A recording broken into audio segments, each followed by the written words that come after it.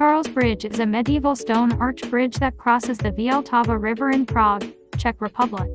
It was constructed in 1357 and finished in the early 15th century.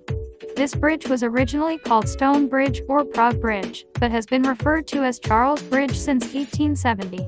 Back then, Charles Bridge was the most important main pedestrian route, linking between Prague Castle and the city's old town and adjacent areas.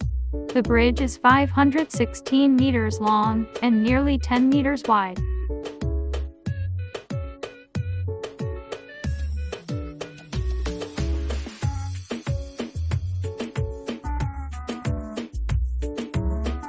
The bridge is decorated by a continuous alley of 30 statues and statuaries, most of them Baroque style, originally erected around 1700 but now all have been replaced by replicas.